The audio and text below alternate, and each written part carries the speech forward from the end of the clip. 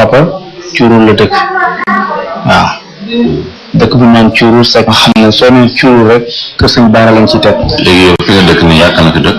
waaw fii sama kër la man sama soxna rek ñoo fi dëkk waaw. kon léegi actuellement ñu jóg dem balaa moo gën a leer.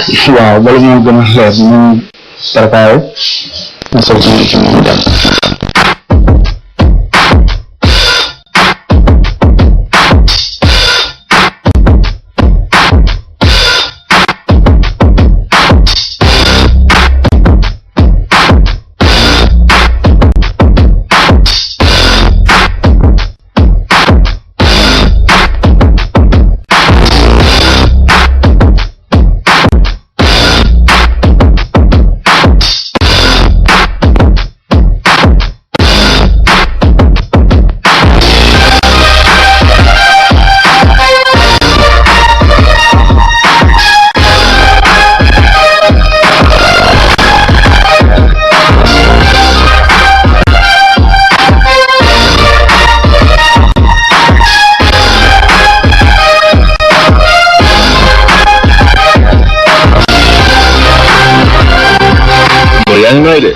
waaye ban nooy.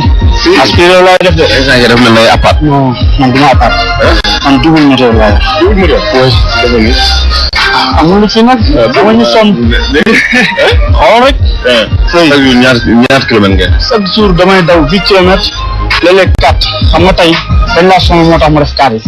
oui. man dama sonn de. non xam naa da ngay sonn. dama taxaw de. non taxaw. si. non taxaw laa de. xaw ma double moteur la. waaw fi mu toll 4 yi ñu ngi lay sonn. say kaaj ba pare après looy def. xam nga sama moniteur bi ñu ngi fay di ma toog xaar chaque jour dina ma il faut nga futti ñu tàmbali def mouvement yi xam nga te entraînement dafa am règlement quoi doo jékki-jékki rek ñëw di sëb te tam gis nga soo gisee ñi seen carrière di gaaw a gàtt yëpp mooy que ne teguñu ko ci yoon daal. teguñu ko ci yoon il faut ngay liggéey xol bi su xol bi demee ba ngand ba condition waaw am condition. ñu bëre lu mat ay 30 minutes. waaw xam nga sama combat yëpp yow ay 35 laa leen yóbbu ay 40 waaw ñu sonn bi bëgg a dee te man lu ma gën di dem rek fi mu toll mën naa daw 12 kilomètres chaque jour. léegi balaa ngaa seet ma moom mooy. waaw. fii dégg waaw. non damaa fudding rek waaw.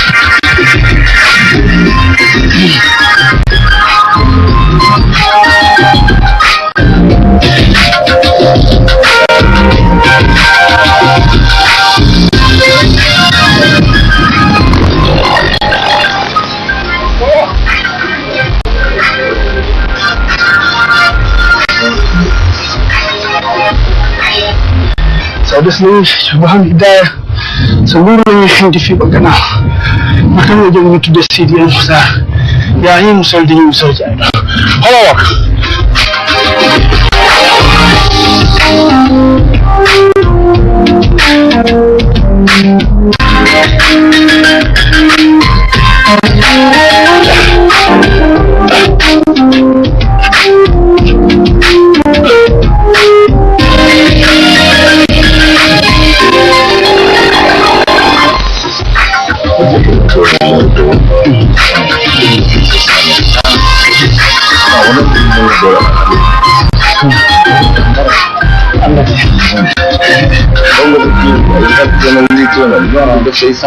waaw man moom sportif complet la. waaw te bu may nag booy ba léegi lépp laa def.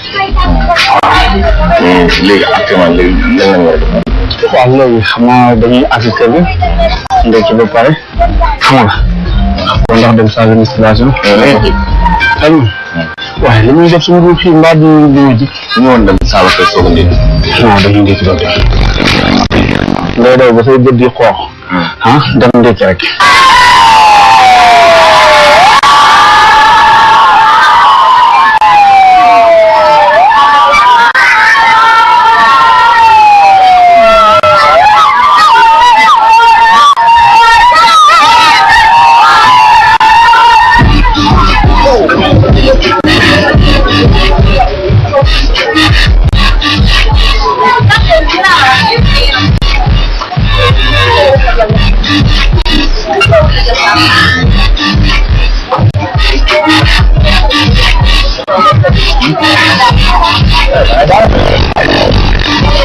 non man allo transport man moom lii rek lay jaadu amul loolu dara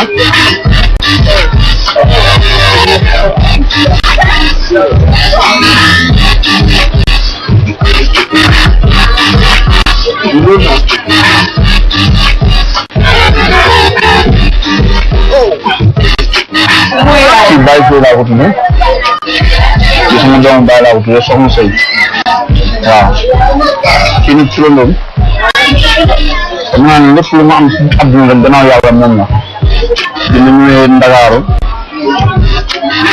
ci moom laa daw mu teete ma jàppale ma ba lépp loo xam ne nii rek nit ñàkk na ko ci waajuram xam nga yaay dafa fort ci doomu aadama soo ko teelee ñàkk rek da ngay teel ci ndànk bi ñu ñëwee nag ñun damaa fàtte sama yaay parce que li war ci man lépp deful lu jafe la ci àdduna. léegi à part bëre bi ban métier nga yor. à part bëre bi dafa doon jaay xam nga ne ñu pas dama doon actuellement nii wala. actuellement moom entraînement rek laa yor. pourquoi mënu ut beneen métier comment nga xamante ne même boo nekk ci combat bi nga nekk si liggéey nga nekk ci nga am combat ñaar am combat su liggéey boo xam ne yëpp non c'est-à-dire gis nga di ñuy def dafa nekk loo xam ne dafa métti war ngaa wut nag beneen liggéey soo amul ay moyens waaye nag soo demee ba am ay moyens yoo xam ne ni tey da nga mën a business di ci génne sa bopp war ngaa mën a toog nag di sport ndax parce que soo demee ba nekk professionnel ak tam li ñu bëre lépp suñu yàqul war nañoo mën a denc tuuti di ci dund di entraîner. mais denc tuuti bi moo doon par exemple am combat bu nekk xam nga. waaw jëm nañu di investir si yoo xamante ne da lay indi xaalis. waaw. te tey jii lan la yor loo xamante ne à part boo amul combat loolu nga la mën a indi noonu jàpp boo moo xam benn magasin boo am wala benn affaire boo am boo xamante ne benn taxi boo yor wala benn affaire.